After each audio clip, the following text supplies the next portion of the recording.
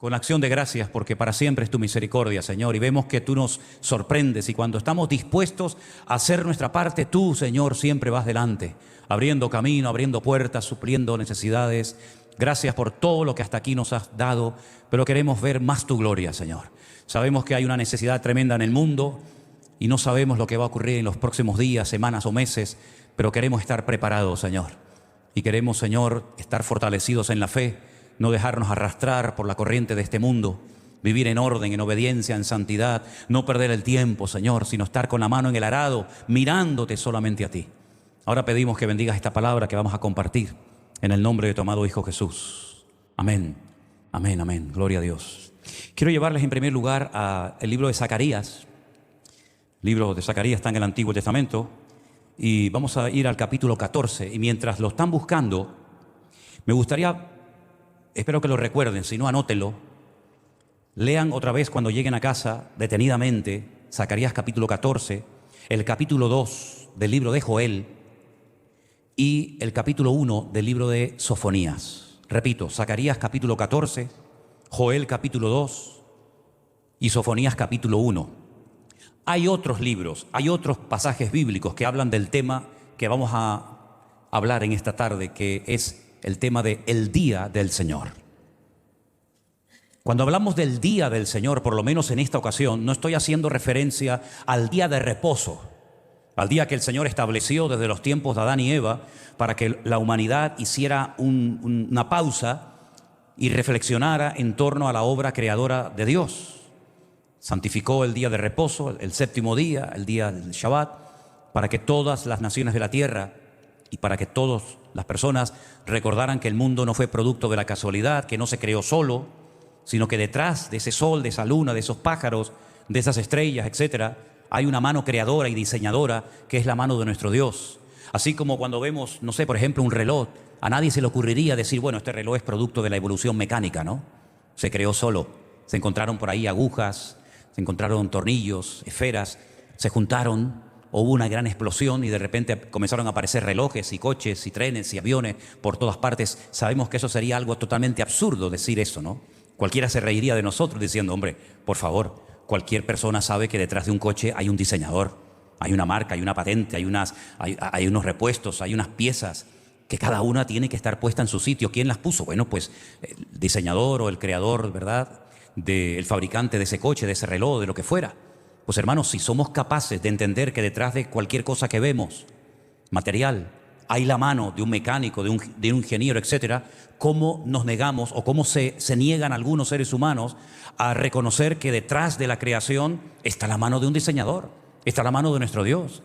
El hombre no ha creado el universo, el hombre no puede crear una estrella, el hombre no puede crear un planeta, un satélite, el hombre no puede crear un río, un mar, ¿verdad? Sino que detrás de todo eso está la mano de Dios.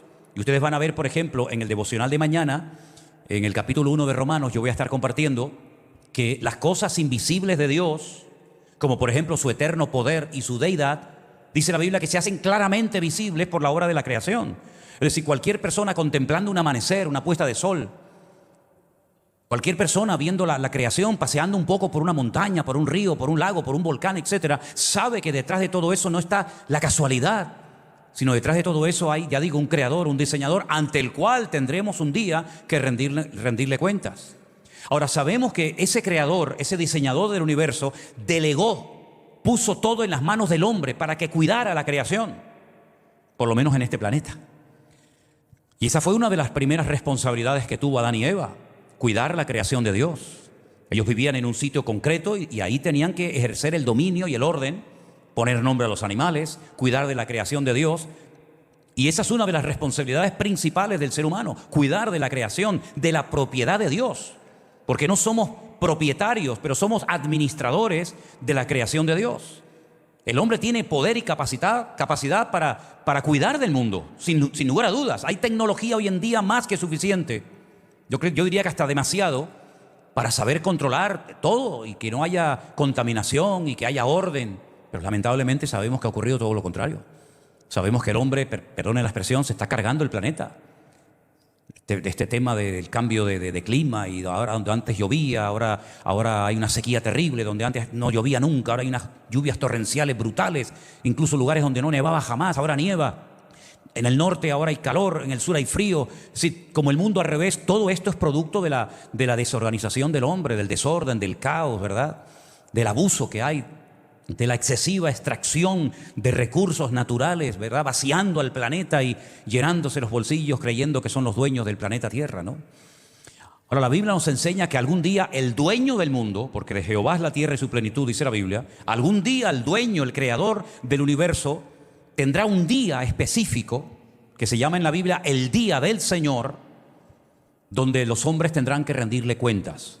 Ahora, si ustedes leen las porciones que yo les he pedido que lean, yo tengo aquí una lista y la vamos a poner ahora en la pantalla, se van a dar cuenta que ese día, esa manifestación sobrenatural de Dios en un momento puntual de la historia, tiene muchas palabras que definen ese día. Y vamos a ver algunas de esas palabras para que más o menos nos hagamos una idea de lo que quiere decir la Biblia cuando nos dice que vendrá un día llamado el día del Señor. Voy a comenzar a leer lo que yo he leído en estos pasajes referente al día del Señor. Algunos profetas definen al día del Señor como un tiempo de angustia, como un día de aprieto, de alboroto, de asolamiento, de tinieblas, de oscuridad. Otros profetas dicen un día nublado, de entenebrecimiento, de sombra, de guerra, de reunión de naciones que serán destruidas. La Biblia dice que ese día del Señor, en ese día no habrá ni luz clara ni oscura.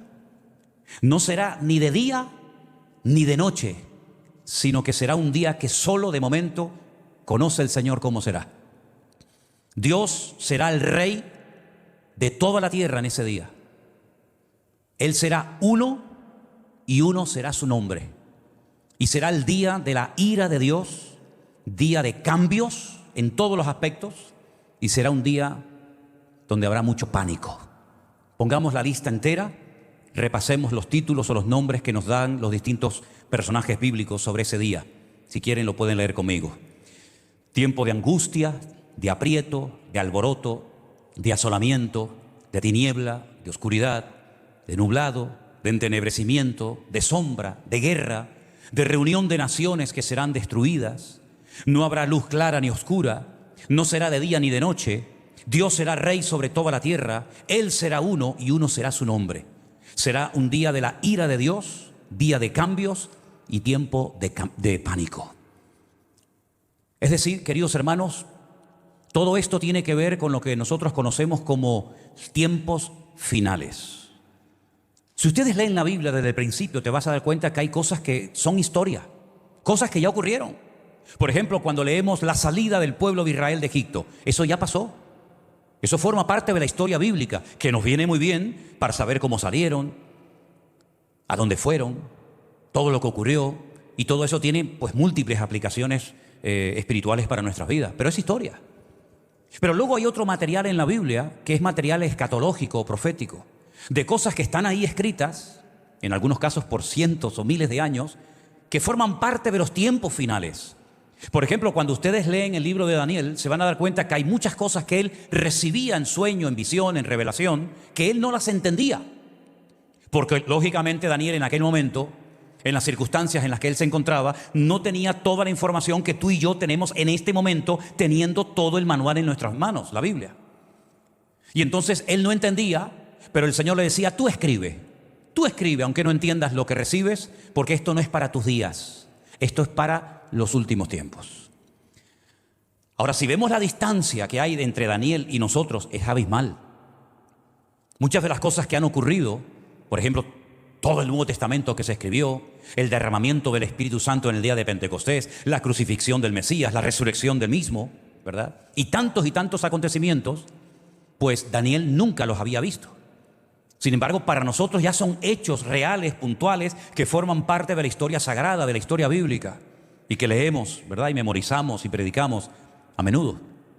Pero hay un amplio sector de material en la Biblia que es un material que aún no se ha cumplido. Ahora, si alguien se pregunta o se cuestiona, ¿qué posibilidades hay, humanamente hablando, de que esas profecías se cumplan, humanamente hablando, cuando se escribieron, yo me atrevería a decir que ninguna. Ninguna. Porque, por ejemplo, cuando la Biblia nos da el número de soldados que van a atacar a Israel en los últimos tiempos, en todo el planeta Tierra no había esa cifra de habitantes en ese momento. Por lo tanto, era una profecía que no se podía cumplir en esa época, ni en esa generación. Porque no había esa cantidad enorme de millones de soldados que dice la Biblia que en los últimos tiempos van a atacar al pueblo de Israel. Ahora, desde el día 7 de octubre hasta nuestros días, hasta hoy en día, en Israel ha cambiado todo. Absolutamente todo. Y me atrevo a decir, si Dios nos permite viajar ahora en noviembre, ya lo experimentamos cuando fuimos en diciembre, y lo volvimos a ver en enero y en mayo, pero ahora se ha incrementado más todavía, que Israel nunca más volverá a ser el país aquel que nosotros conocimos. Seguirá siendo Israel, estará en el mismo sitio, con el mismo himno, la misma bandera, etcétera, pero el ambiente, sobre todo espiritual, ha cambiado considerablemente. La gente está triste, los corazones están rotos. Hay más de 700 soldados israelíes que han muerto, todos tienen padre y madre. Imagínense ustedes, todavía sigue habiendo, no se sabe exactamente el número de cuánta gente está secuestrada, pero todavía hay unos cuantos, en unas condiciones terribles. El otro día una de las chicas que apareció muerta no pesaba más de 35 kilos, después de haber estado casi 10 meses cautiva. Y hay una desesperación por parte de padres, de madres, de tíos, de abuelos, de amigos, que no saben lo que ha pasado con su nieto, con su hijo, con su padre, con su madre, con su abuela. Y hay todos los días manifestaciones de miles y de miles de personas por las calles de Tel Aviv y de otras ciudades de Israel, la gente gritando. El otro día vi una escena que me partió el corazón, cuando en la misma, casi llegando ya a la franja de Gaza, pusieron unos altavoces gigantes y los padres, las madres, los abuelos gritando el nombre de sus hijos, diciéndoles que te amo, que no pierdas la esperanza, que estoy contigo, te voy a traer a casa. Y cuando el otro día aparecieron pues 6 que los habían recién matado porque estaban a punto de ser, digamos, rescatados, pues los funerales fueron tremendos. Ver a esos padres, a esas madres. El día anterior una madre había cumplido años y ella soñaba con que el día de su cumpleaños pudiera abrazar a su hija, y su hija volvió pero muerta y nunca más la volverá a ver. Y otros tantos que desaparecieron, que no se sabe lo que pasó con ellos, ¿no? Y por eso digo que desde los tiempos de la Segunda Guerra Mundial nunca había ocurrido eso en el pueblo de Israel. Y cuando llegamos allí y vemos a la gente triste, un pueblo que siempre fue tan alegre, que siempre estaban cantando y bailando por las calles, es muy duro, ¿no? Es muy duro ver a ese país tan roto, ¿no? Pero esto es lo que la Biblia dice que iba a ocurrir en los últimos tiempos. Y saben una cosa, y me duele decirlo, pero tengo que decirlo: esto no ha hecho más que empezar. Nosotros tuvimos un lema en el primer congreso de la Iglesia Virtual, ¿se acuerdan? En Toledo, ¿cuál fue? El primer lema: lo mejor está por venir, ¿se acuerdan? En este momento a Israel, lo peor está por venir. Esto no ha hecho más que empezar. En este momento tienen 7 frentes abiertos, tanto internos como externos, 7 frentes abiertos. Miles y miles de personas hace 10 meses que han salido de sus casas en el norte, muchas de ellas están destruidas, quemadas, viviendo en hoteles. Cuando en el mes de mayo estuvimos en algunos hoteles donde estaban las familias y los niños venían y nos abrazaban y querían hacerse fotografías con nosotros, ¿verdad? Aburridos, no saben lo que va a pasar con sus vidas. Y todo esto no ha hecho más que empezar, ¿verdad? Y sabemos que los enemigos de Israel están armados hasta los dientes, y sabemos que, por ejemplo, Irán pues está tratando por todos los medios de destruir lo que Dios ha dicho que va a suceder. Porque quiero que tengan algo en cuenta: cada vez que el diablo se entera o se da cuenta de que Dios ha comenzado a hacer algo importante, trascendental, que va a impactar al mundo, que va a cambiar el rumbo de la historia, el mundo espiritual, por parte bueno y malo, como que se activan. Es como si nos acercamos a una colmena. Están tranquilas las abejas, pero tú llegas y les sacudes o haces acto de presencia, hermanos, es impresionante, se vuelven salvajes y te atacan, porque saben que hay un enemigo externo que va por ellas, va a quitarles la miel, o va a destruirla, o va a hacerles daño. Satanás, que conoce perfectamente las Escrituras y conoce perfectamente lo que Dios dijo en el idioma original acerca de los últimos tiempos, Cuando Él sabe que algo está sucediendo que puede activar profecías que han estado dormidas durante siglos, es como que se despiertan esos demonios, se activan esos demonios, hasta el punto, les recuerdo, yo sé que lo sabe, yo solamente se lo recuerdo, que Satanás se verá tan acorralado y se verá con tan poco tiempo que él tiene 4 demonios tremendamente poderosos y destructivos que llevan siglos, que llevan milenios atados y que no han podido moverse ni actuar y hacer todo lo que quieran. Lo tremendamente destructivos y malos que tienen que ser esos demonios para que el Señor los haya tenido atados durante miles de años, desde los días de Noé. Esos demonios junto al río Éufrates están atados.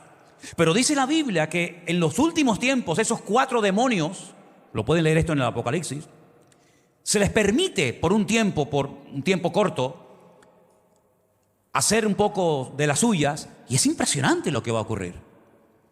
Y todo eso forma parte de lo que llamamos el día del Señor, el día de una visitación sobre todas las naciones de la tierra. Quiero que leamos algo de la información que nos da la Biblia acerca de ese día. Hermanos, y déjenme que les diga algo antes de leerlo. Este tema, por lo menos nosotros, yo no sé en otras congregaciones, no sé lo que se enseña, si tienen esta inclinación a este tipo de estudios o no, pero por lo menos nosotros y los miembros de nuestras congregaciones y de nuestra iglesia virtual y de nuestro ministerio tienen que dominar este tema como la palma de su mano, ¿eh? Tienen que conocer esto como la palma de su mano, porque es un tema que nos va a afectar de una manera u otra a todos nosotros. Zacarías 14 dice, verso 1, ¿lo tienen? He aquí el día de Jehová, el día del Señor viene, y en medio de ti serán repartidos tus despojos. Presten atención a las palabras que vamos a leer porque son tremendas. Yo reuniré a todas las naciones para combatir contra Jerusalén. Hermanos, si no tuviéramos más versículos por delante, lo que hemos leído nos sacude el alma. ¿Cómo, Señor? ¿Que tú te vas a encargar de reunir a todas las naciones de la tierra para ir a pelear contra Jerusalén? Esto nunca ha ocurrido. Sí, ya sé que ha habido naciones que han ido a atacar Jerusalén. Los babilónicos fueron y destruyeron la ciudad de Jerusalén en los tiempos del profeta Jeremías. Y los romanos atacaron Jerusalén y la destruyeron en el año 70 después de Cristo. Y los griegos también atacaron Jerusalén, y los medos persas también la atacaron, y los árabes también la atacaron, y tantas naciones, pero eran naciones, digamos, sueltas. Pero aquí dice que habrá un conjunto de naciones, más todas las naciones, el Señor las reunirá para combatir, para pelear contra Jerusalén. Y la ciudad será tomada. Madre mía, si yo viviera en Jerusalén y leo esto, digo, Dios mío, ¿dónde yo vivo? Me van a atacar y la ciudad va a ser tomada y las casas van a ser saqueadas y violadas las mujeres. Y la mitad de la ciudad irá en cautiverio, mas el resto del pueblo no será cortado de la ciudad. Ahora, si alguien está pensando, pero bueno, esto ya se cumplió, ¿no? No, hermanos, no, esto no se ha cumplido. Esto no tiene nada que ver con el cautiverio en Babilonia. Es más, Zacarías está predicando después del cautiverio en Babilonia. Solamente un pequeño dato. Cuando volvieron del cautiverio en Babilonia, para supuestamente reconstruir nuevamente la ciudad, los muros, el templo, etcétera, hubieron 2 profetas que eran los que trataban de animar al pueblo a la reconstrucción de la ciudad. Uno de ellos era Zacarías. ¿Y el otro alguien sabe quién era? No les oigo. Ageo, efectivamente. Ageo y Zacarías fueron profetas post-exilio. No están profetizando como Jeremías la destrucción de la ciudad. No, ya la ciudad fue destruida. Ya han vuelto. Ya han pasado 70 años de cautiverio. Y ahora aparecen en la escena estos profetas, estos 2 hombres de Dios, para animar al pueblo, para que no bajen la guardia, para que no vuelvan otra vez a cometer los pecados que ya habían cometido sus antepasados. Por lo tanto, lo que estamos leyendo no ha ocurrido nunca. No ha ocurrido esto. Y esto tiene que ver con el día del Señor. Repito, Dios reunirá a todas las naciones para combatir contra Jerusalén. La ciudad será tomada, serán saqueadas las casas, serán violadas las mujeres, la mitad de la ciudad irá en cautiverio, mas el resto del pueblo no será cortado de la ciudad. Sabemos que en la vieja ciudad de Jerusalén hay 4 barrios. El barrio de los armenios, que son cristianos, digamos también, el barrio de los musulmanes, el barrio de los árabes cristianos y el barrio de los judíos. ¿Qué parte de esos barrios será sacudido, etcétera, unos llevados fuera? No lo sabemos, pero sí sabemos cómo está dividida actualmente la ciudad de Jerusalén. No, pero es que hay más información. Después de que haya pasado esto en Jerusalén, Jehová, el Eterno, el Señor, peleará con aquellas naciones como peleó en el día de la batalla. Saben que yo no suelo leer mucho el nombre Jehová, pero lo estoy leyendo en esta ocasión. ¿Por qué? Porque el nombre que aparece cuando leo Jehová es el nombre propio de Dios, para que no confundan, ¿no? El nombre propio de Dios con esas 4 letras en hebreo, Yod, Hei, Bat, Hei. Pues ese es el nombre que aparece, es decir, Dios mismo, el creador del universo, el que creó a Adán y a Eva, el que aparece en Génesis 1:1 diciendo que al principio creó Dios los cielos y la tierra. Ese Dios creador, ese Dios diseñador, es el que Él mismo peleará con aquellas naciones como ya peleó en el día de la batalla. Ahora, es algo interesante porque si Él es el que va a pelear contra las naciones, a ver si puedo explicar esto bien. Si el Dios creador del universo, Jehová, Yahvé, llámenlo como quiera, es el que va a pelear contra las naciones que vengan a pelear contra Jerusalén, nos tenemos que hacer una pregunta cuando leamos el siguiente versículo. ¿O es otra persona la que aparece en el versículo 4 o es el mismo? Vamos a leerlo. Se afirmarán sus pies en aquel día sobre el monte de los olivos. ¿Los pies de quién, hermano? Porque el versículo 3 dice que después saldrá Jehová, el creador, el eterno, peleará con aquellas naciones como peleó en el día de la batalla y se afirmarán sus pies. ¿Los pies de quién, hermano? ¿Los pies de Jehová? ¿Los pies de Dios? ¿Sí o no? No es otra persona, uno que pelea en la gran batalla para pelear y defender al pueblo de Israel y a la ciudad de Jerusalén, y luego otro que viene y pone sus pies sobre el monte de los olivos. No. Es que Dios es uno. ¿Cuántos dicen amén? Claro, ya sé que si tuviera un testigo de Jehová aquí, saldría el hombre corriendo, ¿no? Porque lógicamente no tiene argumentos para defender esta postura, ¿no? Pero la Biblia dice que el que pelea contra las naciones, ese mismo que pelea, es el que viene y sus pies, no dice los pies de otro, sino sus pies los pone sobre el monte de los olivos, luego se hace visible.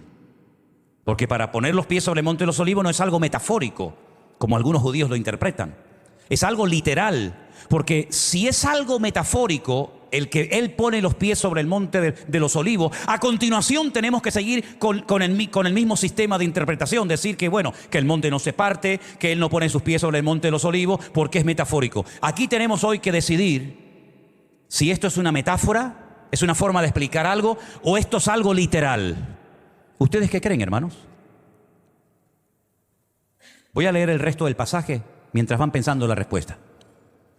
Se afirmarán sus pies en aquel día sobre el monte de los olivos, que está enfrente de Jerusalén, al oriente, lo sabemos.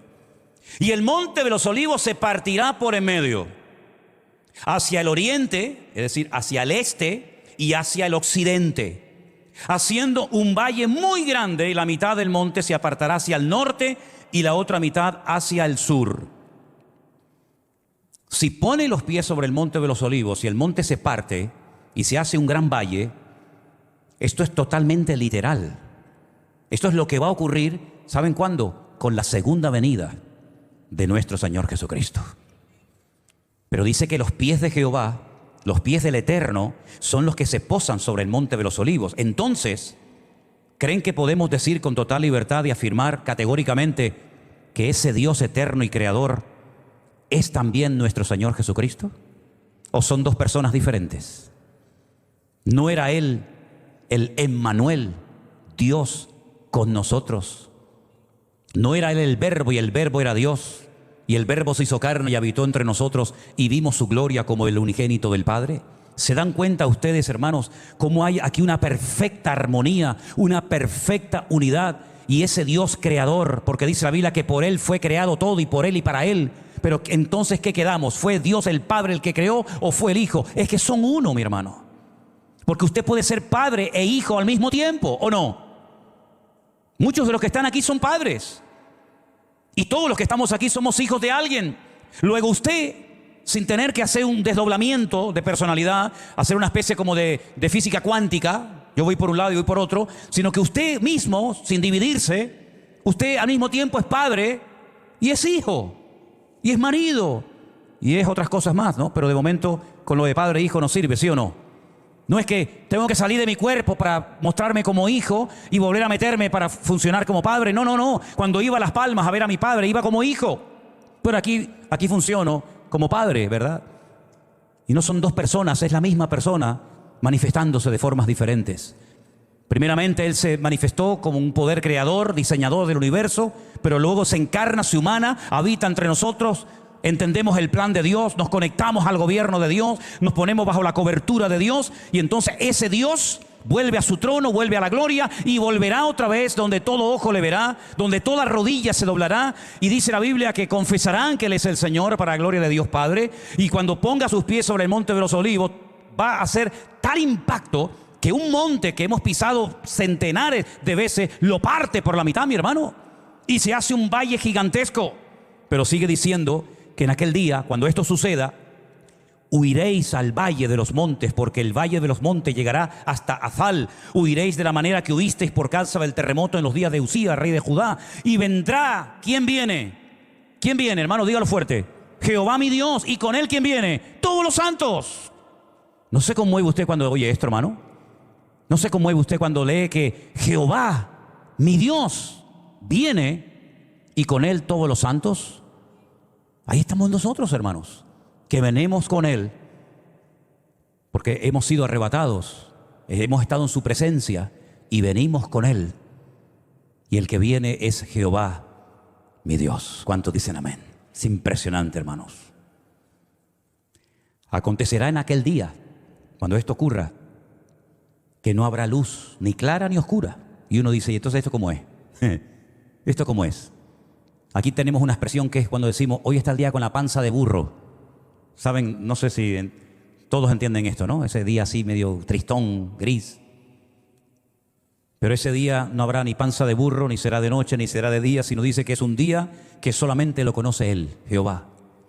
No será de día ni de noche, eso no lo podemos entender, ni yo se lo puedo explicar, porque yo sé lo que es el día y lo que sé es la noche, pero si no es de día ni es de noche, no entiendo lo que es, pero por eso dice que solamente lo conoce Él. Pero sucederá que al caer la tarde habrá luz. Qué curioso, ¿no? Porque generalmente al caer la tarde es cuando ya empieza a oscurecer, y aquí es al revés.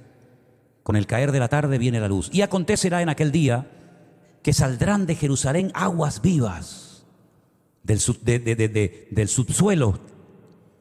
Y mira lo que pasa. La mitad de ellas irá hacia el mar oriental. Ahora, usted en su mente ubíquese en Jerusalén. La geografía de Jerusalén, de Israel, se explica con la mano. Aquí tenemos la Franja de Gaza, aquí tenemos Tiro, todo se explica con la mano. Pero Jerusalén está más o menos como por el centro, para que se haga una idea. Si estoy en el centro, hacia el oeste de Jerusalén, ¿qué hay, hermano? ¿Alguien me lo puede decir? Al oeste de Israel, al oeste de Jerusalén, ¿qué hay? El mar Mediterráneo. Y al este está Jordania, está ¿cómo se llama? El río Jordán. Y tenemos detrás del Monte de los Olivos, cuando usted sube a lo alto del Monte de los Olivos, usted puede ver detrás el Valle del Jordán. A lo lejos ve unas montañas que son las montañas de Jordania. Y usted puede ver a lo lejos el monte Nebo. Nebo. ¿Qué pasó en el monte Nebo? Murió un Naví. Naví, ¿qué es en hebreo? Es un profeta. Nebo es el monte del profeta Moisés, donde murió, donde el Señor lo enterró. Pues allí está el mar muerto. Y dice la Biblia que entran aguas al mar oriental y la otra mitad al mar occidental. Es decir, entran aguas al Mediterráneo y entran aguas al mar muerto, en verano y en invierno. Y Jehová será rey sobre toda la tierra. Y en aquel día Jehová será uno y uno su nombre. ¿Cuántos dicen amén? Nos da mucha información. Pero fíjense, por ejemplo, en el versículo 11.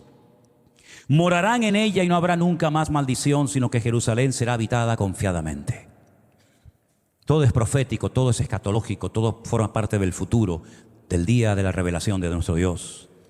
Y ahora hay un dato aquí tremendo de algo que nunca ha ocurrido, que seguramente cuando Zacarías lo recibe no entendió nada el pobre, porque esto nunca se había visto. pero que para nosotros esto, no digo que sea normal, pero es posible. No nos suena a ciencia ficción.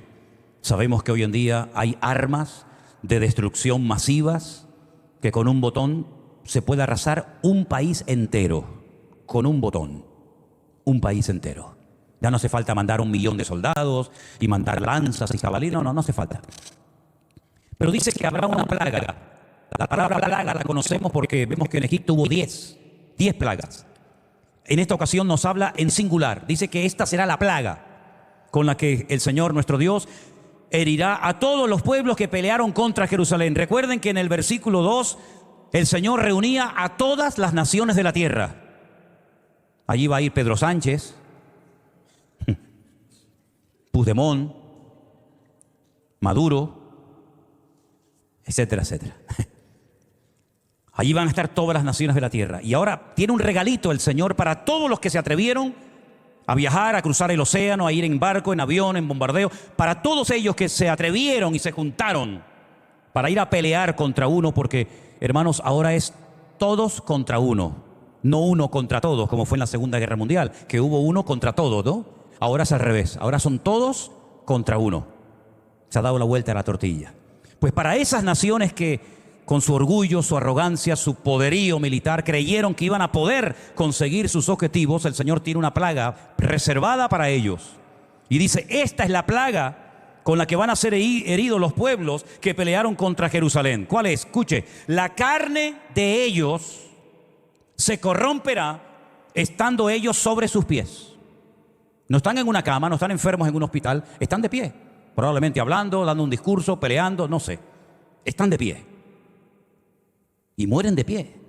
Porque dice que se van a consumir en las cuencas sus ojos y la lengua se les deshace en su boca.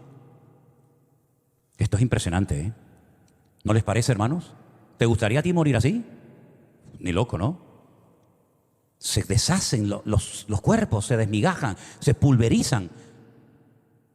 ¿Esto qué es? Esto es un ataque nuclear, bacteriológico, químico. ¿Esto qué es? Bueno, sea lo que sea, esto es lo que va a ocurrir con aquellas naciones que se atrevieron a pelear contra Jerusalén, la ciudad del gran rey. Acontecerá en aquel día que habrá entre ellos gran pánico, enviado por Dios, y trabará cada uno la mano de su compañero y levantará su mano contra su compañero. Y Judá es la parte sur de Israel, también pelearán Jerusalén y serán reunidas las riquezas de todas las naciones de alrededor, oro y plata y ropas de vestir en gran abundancia. Ahora, cuidado, porque esto también afecta a los animales, lógicamente, como cualquier ser vivo. Así también será la plaga de los caballos, los mulos, los camellos, los asnos y todas aquellas bestias que estuvieren en aquellos campamentos. Todos los que sobrevivieren, parece mentira que a pesar de todo esto hay gente que va a sobrevivir, escapan. No muere todo el mundo, no mueren todas las naciones. Algunos sobreviven, algunos quedarán heridos, quedarán mutilados, pero muchos se van a salvar. Pues dice que los que sobrevivan de las naciones que vinieron a pelear contra Jerusalén tendrán que subir de año en año para adorar al rey. ¿Quién es el rey? Jehová de los ejércitos. El día que crucificaron a Cristo, en tono de burla, sarcásticamente, se le ocurrió a Poncio Pilato ponerle un cartelito encima de la cruz. ¿Se acuerdan lo que decía? ¿Qué decía? Este es el rey de los judíos. Pues efectivamente, hijo, efectivamente, querido, el rey de los judíos, el rey de los ejércitos vendrá y tendrán que subir todas las naciones que se salvaron a Jerusalén a celebrar una fiesta. ¿Y cuál es? La fiesta de los tabernáculos, que se celebra generalmente en el mes de octubre.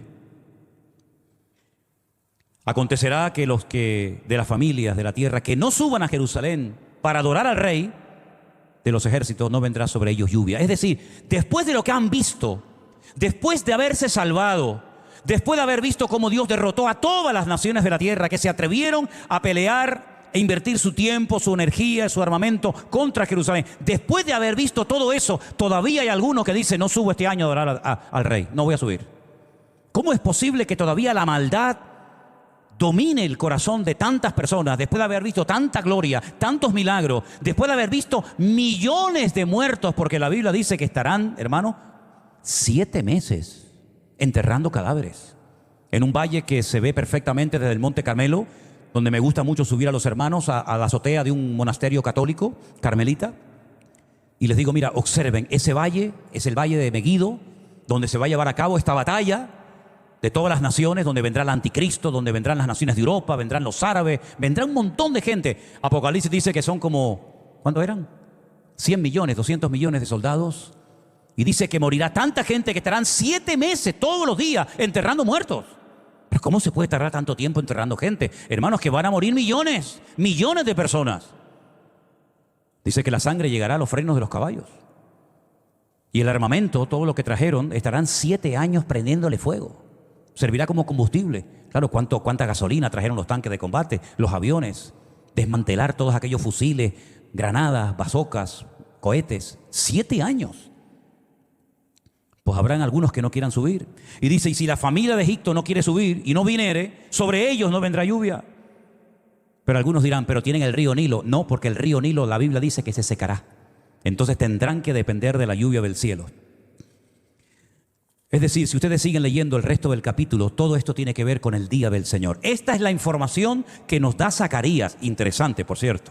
Pero cuando ustedes lean Joel capítulo 2, cuando ustedes lean Sofonías y otros libros de la Biblia, como podrían ser Amós, como podría ser, por ejemplo, también Daniel, etcétera, hay tanta información acerca de lo que va a ocurrir en los últimos tiempos. Y hermanos, lo que te tengo que decir tal vez no les guste a algunos, pero esto sí o sí se va a cumplir. ¿Cuántos dicen amén? No oren ni ayunen para que no venga el día del Señor, porque va a venir sí o sí. Digo esto porque un día me encontré en Jerusalén, cerca del muro, a un grupito de unos hermanos con guitarra. Estaban allí cantando y orando y reprendiendo y haciendo todo tipo ahí de espavientos. Y ellos oraban para que no viniera la ira del Señor, ni estas profecías se cumplieran, sino que todo fuera paz y amor, como los hippies. ¿Se acuerdan que era todo paz y amor? Y yo decía, están perdiendo el tiempo. Por eso dice la Biblia que tenemos que orar eficazmente. Y orar eficazmente significa entender los tiempos de Dios. El día del Señor va a venir. ¿Saben por qué? Perdonen la expresión, pero Dios está hartando. Dios ya se está cansando, porque creo que su misericordia ha sido tan grande y lo que ha recibido a cambio es terrible. ¿Vieron la inauguración de las Olimpiadas este año en París, en Francia? Yo no las vi, pero me mandaron las imágenes. ¿Por qué no se metieron con otra religión o con cualquier otro personaje? ¿Qué pinta aquella escena de burla en unas Olimpiadas donde la idea es unificar el espíritu olímpico, el deporte, ¿verdad? La hermandad entre los pueblos. Y lo que fue una burla, un ataque terrible contra los que tenemos una fe y los que consideramos que Cristo es nuestro Señor y Salvador, ¿verdad? Y vemos cómo se burlan de Dios. Y vemos cómo intentan sacar a Dios de todas partes, de los colegios, de las universidades. Y yo digo, ¿cuándo llegará el día cuando en el Parlamento Europeo o en España, o en el Senado, en los gobiernos autónomos, se haga, por ejemplo, una oración y se invite al Señor: Señor, ayúdanos y danos sabiduría para gobernar este país, y ayúdanos, Señor, a llevar por buen camino a España, y que cada vez haya menos paro y más trabajo y más justicia y más unidad y más respeto, y no haya tanta violencia y tantas mujeres que mueren y tantos chicos que caen en la droga. Nada, es que nada, Dios no pinta nada en ninguna parte. Es tremendo, ¿verdad? Y cuando por ahí alguien hace alguna declaración, sea cura, sea periodista o sea artista o lo que sea, en contra del patrón, en contra de la norma, ¿verdad? Pues automáticamente al día siguiente tiene que salir a pedir perdón. Porque es un homófobo, es una persona que ha herido la sensibilidad de otras personas. Hermanos, la gente está hartando a Dios y llegará un momento en el que Dios diga: basta, se acabó, se acabó. La Biblia dice que llegó el momento que el Señor cerró la puerta del arca. La cerró el Señor. No fue Noé el que cerró la puerta. No es que vino un ángel y cerró la puerta. Dios dijo: se acabó, cierra la puerta. Ya llevo 120 años dándole oportunidad al mundo que se arrepienta, y no se quieren arrepentir, pues le mando el diluvio. Porque la pregunta es: ¿quién mandó el diluvio, hermanos? El diluvio no lo mandó el diablo. El diluvio lo mandó el Creador, que abrió las cataratas de los cielos y murieron todos aquellos que no quisieron salvarse. ¿Y quién destruyó Sodoma y Gomorra, hermanos? ¿El diablo? ¿Satanás? ¿El rey de Sodoma y Gomorra le prendió fuego a la ciudad como Nerón le prendió fuego en su época a la ciudad de Roma? No, fue Dios el que dijo basta. Y fue Dios el que humilló al faraón. Y será el mismo Dios el que diga en un momento determinado, basta. Mandé a mi hijo y lo mataron. Mandé profetas y los apedrearon. Mandé predicadores, iglesias, programas de radio, programas de televisión. Le di millones de oportunidades y no quisieron arrepentirse. Y por eso el día del Señor es tan real como el día del nacimiento de Cristo en Belén de Judea. Y el día del Señor, la ira del Cordero, la ira del Señor es tan real como el día que el Señor resucitó y salió de la tumba y ascendió a los cielos. Pues de igual manera que todo eso forma parte de la historia, también en algún momento ese mismo que se fue vendrá, y en esta ocasión no vendrá como siervo sufriente a ser herido, maltratado y humillado como lo fue, sino vendrá como rey triunfante y glorioso, como rey de reyes y señor de los señores. ¿Cuántos dicen amén? Así que mis queridos hermanos, Dios mediante, el domingo, con las porciones que ustedes van a leer de Joel capítulo 2 y Sofonías capítulo 1, vamos a profundizar un poco más en todo esto, porque quién sabe si esta finca que nos dio el Señor en Alicante, o aquel toque de atención que nos dio en marzo del 2020, que ya algunos como que se han olvidado, donde estuvimos encerrados durante mucho tiempo en nuestras casas. ¿Quién sabe si el Señor nos está hablando de cómo tenemos que prepararnos como iglesia, como pueblo de Dios, para afrontar estos acontecimientos? Ya sé que por ahí hay algunos cuya teología les impide aceptar que la iglesia puede ser perseguida. Ya sé que la teología de algunas denominaciones es contraria al hecho de que el creyente puede pasar por algún tipo de problema, porque el Señor no nos ha puesto para ira, sino para alcanzar salvación. Pero todo eso tiene una explicación bíblica. Y dice la Escritura, y termino, que todos los que quieran vivir piadosamente. ¿Qué significa vivir piadosamente? Significa vivir según el modelo que Dios ha establecido, según sus normas y no según las tuyas. Significa renunciar a tu antigua vida. ¿O no se acuerdan ustedes del día del bautismo? ¿Cuántos se acuerdan del día que se bautizaron? Levanten la mano, por favor. La mayoría, ¿no? Cuando tú te bautizaste, donde fuera y a través de quien fuera, ¿qué quisiste decir ese día, hermano y hermana? ¿Qué quisiste decir? ¿Te querías mojar? Si te querías mojar, te hubieras ido a la playa, te hubieras ido a un río, a un lago, y ya está, o te metes debajo de la ducha y te mojabas.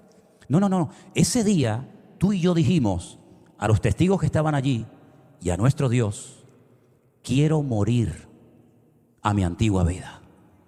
Quiero morir. Ya no quiero ser aquel que fui. Ya no quiero llamar la atención de ningún hombre ni de ninguna mujer. Ya no me interesa si me llaman o no me llaman. Yo quiero morir. Yo quiero morir. Y claro, el problema es que todos quieren vivir. Y para vivir hay que morir. Así que el día que te sumergiste en el agua, tú dijiste con aquel acto simbólico que tú querías morir a tu antigua vida. Pues no la vuelvas a resucitar otra vez. O mueres, pero no puedes estar vivo y muerto al mismo tiempo. O estás vivo o estás muerto. Si estás vivo para Cristo, gloria a Dios. Pero si quisiste morir aquel día y sigues tratando de vivir como aquella antigua vida, a lo mejor es tiempo de que te bautices otra vez, o a lo mejor que te conviertas. Así que, mis queridos hermanos, ¿cómo tenemos que prepararnos para estos acontecimientos finales? La Biblia dice lo que tenemos que hacer. Tengo mucha información sobre esto, pero déjeme solamente que les diga algo. En la destrucción de Jerusalén en el año 70 después de Cristo, el Señor dijo, no es para nosotros ahora, ¿vale? Es un dato de aquella época. El que esté en la azotea, no baje a la casa a coger nada. Sal corriendo. El que esté en el campo, que no entre en la casa para decir, ay, tengo que ir a buscar la cartera, la documentación. Si estás en el campo, no entres. Son instrucciones específicas que el Señor dio para que no te ocurriera lo que ocurrió en el año 70 después de Cristo, que murieron miles de personas en Jerusalén. Luego, ¿hay instrucciones para nuestra época hoy en día? Claro que las hay. Mira cómo el Señor dijo, y oren para que no sea invierno. Y oren para que no estés embarazada en aquel tiempo. Y le dio concretas especificaciones, de tal manera que dicen que muy poquitos cristianos murieron en la destrucción de Jerusalén, porque se acordaban de lo que el Señor les había dicho, y la mayoría de los que murieron, sobre todo crucificados, y fueron deportados, llevados como esclavos a Roma, a masacrarlos en Roma, eran aquellos que se olvidaron de las palabras del Señor. Entonces dice el Señor, velad y orad para que este día que te he hablado hoy no te sorprenda como ladrón en la noche. Las instrucciones de lo que tenemos que hacer y de lo que no tenemos que hacer las compartiré con todos ustedes el día domingo. Amén, hermanos. Nos ponemos de pie, por favor. Este mensaje queda grabado, como bien saben ustedes, en nuestro canal de YouTube, para que si quieren volver a oírlo o repasarlo o compartírselo a alguien, lo puedan hacer. Y que el Señor nos ayude a entender todo esto. Porque una de las cosas que vamos a ver también el domingo es cómo el pueblo de Israel, espiritualmente hablando, va a entrar en una descomposición moral y espiritual sin precedentes, como ya ocurrió el día 7 de octubre, consecuencia de una serie de cosas. Oramos. Padre Celestial, gracias. Gracias porque tu palabra se cumple, Señor. Gracias porque tú nos adviertes muy claramente lo que tenemos que hacer para que no caigamos en la trampa que el mundo quiere poner delante de nosotros. Abre nuestros ojos, Señor. Abre nuestros oídos, Padre. Danos discernimiento espiritual para entender las profecías de tu palabra, Señor. Vivimos en tiempos difíciles, tiempos peligrosos, tiempos de guerras y de rumores de guerras, tiempos de falsos cristos, de hambres, pestes y terremotos. Y sabemos que todo esto pasará, Señor, tarde o temprano. El cielo que vemos cada mañana, la tierra que pisamos cada día pasará. Pero tu palabra siempre permanecerá. Aleluya. Que tu palabra sea antorcha en la tiniebla, Señor. Que tu palabra sea, Señor, la luz de mi camino, el ancla de mi alma, Señor. La vela en la que tú soples, Señor, para que yo pueda saber por dónde debo de ir. Guárdame del maligno, Señor. Guárdame de la antigua vida, que la desprecio y la rechazo, y la pongo ante tus pies en este momento, Señor. Aborrezco la antigua vida, aborrezco la carnalidad, aborrezco el pecado, Señor. Que rechacemos, Señor, con el mayor de los ascos, esa antigua vida que nos separaba de tu santidad, Señor. Y que nos enamoremos de ti cada día. Y que por nada del mundo te abandonemos, Señor. Que por nada del mundo te abandonemos, Señor. Guárdanos de la hora de prueba que ha de venir sobre todas las naciones de la tierra. Y que podamos ser sabios aborreciendo el mal y amando a Cristo.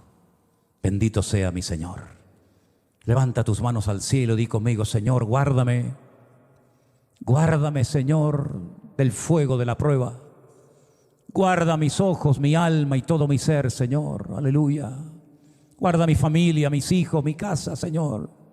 Como tú guardaste la vida de Abraham, tu siervo, y como tú guardaste la vida de Lot sacándolo de Sodoma, como tú guardaste, Señor, la vida de Daniel en el foso de los leones, guárdanos, Señor, en esta hora. Guárdanos, Señor, en esta hora de la prueba, Padre Santo. Oh Jesús, guarda a nuestros hijos, nuestros nietos, Señor, que podamos arrebatarlos del fuego, como dice tu palabra, que podamos sacarlos de la confusión, de la ignorancia en la que se encuentran muchos, y que podamos verlos como te aman y te adoran, Señor. Permítenos ganar a todos los miembros de nuestra familia para ti, Señor. Que no se pierdan nuestros hijos, nuestros nietos, nuestros padres y madres, que no se pierdan, Señor, porque sabemos lo que viene, es tremendo. Sabemos lo que viene, oh Dios, sabemos lo que viene al mundo, tremendo. Yo te ruego, Señor, en el nombre de Jesús, que seamos conscientes, plenamente conscientes, que sin ti estamos perdidos. Tú eres el único que puedes traer estabilidad a mi vida. Tú eres el único que puedes traer, Señor, equilibrio a mi vida, Señor. Ayúdanos, Señor, fortalécenos en la fe. Como tu siervo Pedro que clamó: sálvame, Señor, y tú lo agarraste de la mano. Cógenos fuertemente de la mano y no nos sueltes, Señor eterno. Ayúdanos a guardar nuestros corazones. Aleluya. Diga conmigo: yo rechazo al pecado en mi vida en el nombre de Jesús. Yo renuncio a mi antigua vida ahora mismo. Aborrezco mi antigua vida. No quiero volver a ella. Señor, yo me entrego a ti en espíritu, alma y cuerpo. Y en el nombre de Jesús, Señor, declaro y confieso la victoria que tengo en mi Señor Jesús. Tu palabra me declara más que vencedor. Tu palabra me declara libre en Cristo Jesús, Señor nuestro. Tu palabra dice que por un camino vendrán contra mí y por 7 huirán. Y yo me levanto en el nombre de Jesús contra toda fuerza maligna que quiera frenar el avance de nuestras vidas, que quiera desacreditar nuestros testimonios, que quiera tirar por tierra la obra de Dios. Reprendo en la autoridad que tengo en mi Señor toda maquinación del diablo, todo ataque del maligno, todo dardo de fuego. Me vuelvo contra él ahora en el nombre de Jesús de Nazaret. Confesamos nuestra victoria y la sangre de Cristo tiene poder. Y tapamos toda boca de mentira, todo comentario falso, Señor. Y en el nombre de Jesús avergüenza al diablo, Padre. Avergüenza al enemigo de nuestras almas, ese ladrón que quiere matar, quiere hurtar, quiere destruir. Pero, Señor, tu vida es mucho más fuerte, porque tú fuiste herido en tu calcañar, Señor. Pero tú lo heriste a él con herida de muerte por la eternidad en su cabeza, Señor. Y en estos tiempos donde parece que la gente está dormida y distraída, Señor, queremos en el mundo espiritual dejar bien claro que aquí el que manda, aquí el que gobierna, aquí el que dirige, aquí el que controla es el Rey de Reyes y Señor de los señores. Aleluya. Tapa la boca, Señor, de esas religiones falsas que creen que matando ganan el paraíso, Señor. No permita que avance el enemigo, Señor, en nuestra vida, sino que podamos estar por encima, Señor. Y si en algún momento somos atacados, si en algún momento somos perseguidos, Señor, que podamos brillar hasta el último momento y que nadie tape nuestras bocas. Porque todo pasará, Señor. Pasó el faraón, pasó Nabucodonosor, pasó el nazismo, pasará todo, Señor, lo que amedrenta al mundo hoy en día. Todo pasará, pero tú permanecerás por la eternidad. Aleluya. Gracias, Señor. Aviva tu obra, Dios mío. Aviva tu obra en medio de los tiempos, Señor. Levanta hombres, hombres de verdad, Señor. Hombres que no entren y salgan a la iglesia simplemente para oír a un predicador. Hombres que pongan el mundo patas arriba. Levanta jóvenes, Señor, que sean capaces de dejarlo todo por servirte a ti como tú lo dejaste todo por amarme y cambiarme la vida a mí, Señor. Señor, en el nombre de Jesús, quita la vagancia. Quita, Señor, el conformismo. Quita la superficialidad de nuestra vida. Revoluciona nuestra vida, Señor. Porque sabemos que no tenemos que matar a nadie para ir al paraíso, porque tú lo ganaste gratuitamente por nosotros. Señor, en el nombre de Jesús, todo espíritu contrario al espíritu de Cristo lo atamos y lo reprendemos hoy en tu santo y poderoso nombre, Señor. Espíritu de mentira, espíritu de seducción, espíritu de falsedad, espíritu de idolatría, espíritu de tristeza, todo eso está vencido en la cruz del Calvario por mi Señor. Gracias, Dios, porque mayor es el que está conmigo que el que siempre se ha querido levantar contra mí. Gracias, Señor, porque tú me has guardado, tú me has protegido, tú cambiaste mi vida y nada ni nadie la va a tumbar, Señor, porque tú eres mi Dios y tú nunca pierdes, Señor. Bendito seas. Dele gracias al Señor por ser quien eres. Deja tus complejos a un lado y tus temores a un lado y di: soy más que vencedor, soy un hijo de Dios. Soy una hija de Dios. ¿Sabe lo que significa eso? Ay, Dios mío. ¿Sabe lo que significa ser un hijo de Dios? Que mi nombre está escrito en el libro de la vida. Que la sangre de Cristo me ha limpiado y que viviré por la eternidad en la presencia de mi Dios. Es el título más grande, más poderoso y más maravilloso que jamás un ser humano podrá tener en esta vida. Soy un hijo de Dios. Aleluya. Gracias, Padre Santo. Quiero estar preparado para el día del Señor y recibirte con los brazos abiertos y decirte: heme aquí, Señor. Santo eres tú, mi Dios. A ti la gloria y la honra por siempre. En el nombre de Jesús. Amén y amén. Denle un fuerte aplauso a nuestro Dios en esta noche. Aleluya. Gracias, Padre Santo. Amén, amén. Fuerte ese aplauso. Es para Él, para nuestro Rey, el que pondrá los pies sobre el monte de los olivos. A Él le aplaudimos. Aleluya. Gracias, Señor Jesús, amado.